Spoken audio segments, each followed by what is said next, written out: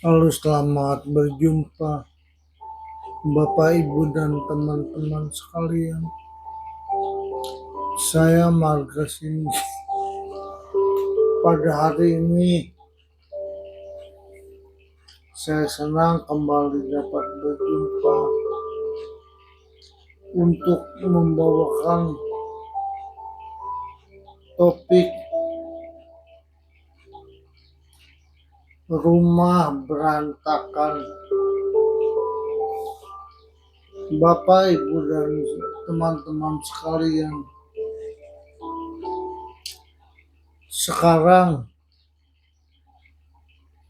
pangkat saya ya sebagai kakak sulung Kuape, juga sebagai ayah, sebagai akong, sebagai suami, dan lain-lainnya. Peranan yang saya miliki cukup banyak. Hampir setiap hari di rumah saya itu cukup berantakan dengan mainan anak, utamanya cucu. Karena saya memiliki beberapa cucu. Suatu kali ada teman yang datang dan kebetulan rumahnya berantakan. Dia juga bilang sekaligus komplain, sama tuh di rumah gue juga berantakan, susah rapi, ribet karena banyak mainan anak-anak. Ya demikianlah yang di rumah saya. Teman saya komplain, tapi saya bilang saya mah nggak pernah komplain, justru senang. Kenapa senang? Karena itu pertanda rumah itu hidup. Rumah itu hidup. Rumah itu ada kehidupan. Rumah itu ada energi positif. Rumah tidak sepi. Kondisi ramai. Ceria. Bapak, Ibu, dan teman-teman sekalian. Misalnya, biasanya kan seseorang itu, seorang pemuda dewasa, dia itu terus menikah. Setelah menikah, yang diharapkan adalah memiliki keturunan atau anak. Setelah memiliki anak 1, 2, 3, kemudian anak tersebut dewasa, satu persatu anak tersebut juga akan bertambah dewasa. Anak pertama sudah dewasa dan akhirnya menikah meninggalkan rumah. Anak kedua juga beranjak dewasa terus meninggalkan rumah. Anak ketiga juga ya dewasa terus meninggalkan rumah. Pada akhirnya rumahnya kosong.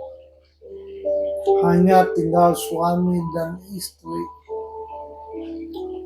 Dalam kondisi rumah kosong tersebut yang hanya ditinggali oleh suami istri, disitulah kesepian akan menjadi bagian dari keseharian.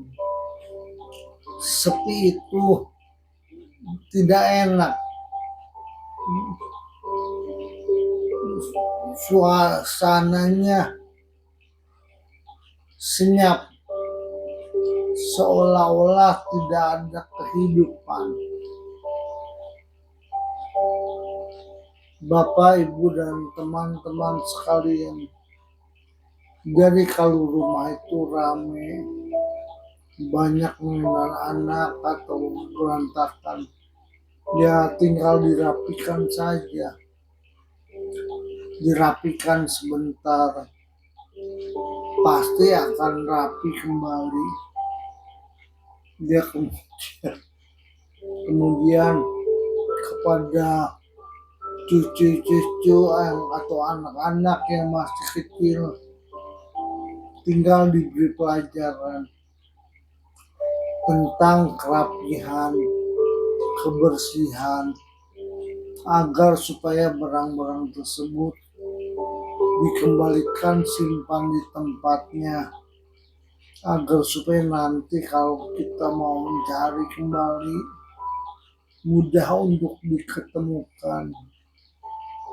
Bapak, Ibu, dan teman-teman sekalian, proses siklus kehidupan itu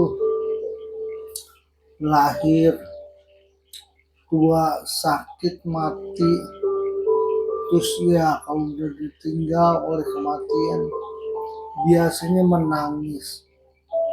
Sen lau ping seku, bahasa Mandarinnya kalau nggak salah gitu. Sen lau ping seku, lahir, tua, sakit, mati, terus menangis. Itu siklus kehidupan. Yang keempat, mati.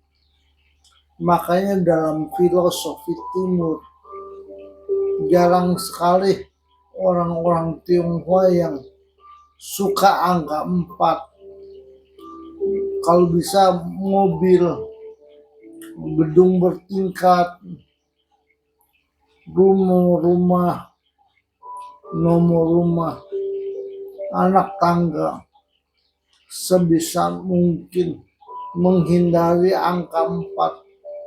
Kalau enggak ya ada mitos 4 itu mati.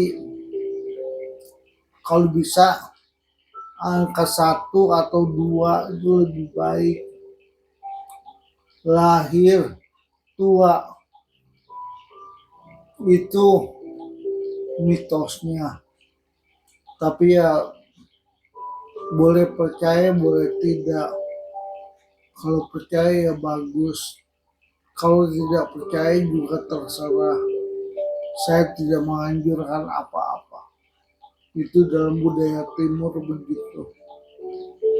Bapak, Ibu, dan teman-teman sekalian, rumah berantakan pertanda itu ada kehidupan, dan itu sifatnya yang hangat, panas. Kalau rumah yang tidak ada kehidupan itu sepi. Kan hidup kita itu dan yang harus seimbang. Maka dari itu rumah berantakan nggak apa-apa, tinggal dirapikan kembali. Kan kalau ada cucu-cucu juga suasana rame, kita juga jadi senang. Dan kalau cucu-cucu tidak ada di rumah, kita juga sepi. Kalau orang yang kesepian, tinggal hanya berdua saja, maka ya dianjurkan untuk mencari kegiatan yang positif. Di antaranya ikut senam di komunitas, komplek, atau kelurahan. Ikut kegiatan positif, merangkai bunga, merajut, atau apa di suatu tempat. Atau ikut kegiatan wihara atau kelenteng, baca liamkeng di tempat orang sakit, orang meninggal, dan sebagainya. Itu semuanya akan membawa banyak manfaat. Punya hobi bercatur yang melatih dan mengasah cara berpikir. Masih banyak lagi kegiatan positif lain. Nah, Bapak, Ibu, dan teman-teman sekalian, jadi rumah berantakan nggak apa-apa. Tinggal kita rapikan tinggal kita rapikan sebentar. Dengan sebentar juga dia kembali normal. Anak cucu-cucu juga jadi dia tidak trauma untuk tinggal di rumah. Jangan apa-apa nggak boleh, apa-apa nggak boleh, apa-apa nggak boleh. Mereka anak cucu kalau semuanya serba tidak boleh. Jadi tidak ada pembelajaran, tidak ada pengalaman. Biarkan mereka berkembang. Bapak, Ibu, dan teman-teman sekalian, anak atau cucu itu kalau diibaratkan seperti busur anak panah yang melesat dari seorang pemanah. Ketika anak busur tersebut melesat, selanjutnya anak busur tersebut bukan anak kita, tapi dia adalah anak-anak kehidupan. Dia menjadi apa ya terserah alam semesta. Kita hanya mengarahkan saja. Dia akan menjadi apa tergantung kita arahannya, tenaga kita, kekuatan kita, juga tergantung arah angin. Ya, timbunan karma yang bersangkutan. Semoga semua menjadi baik adanya. Saya cukupkan sampai di sini. Terima kasih. Selamat bertemu kembali.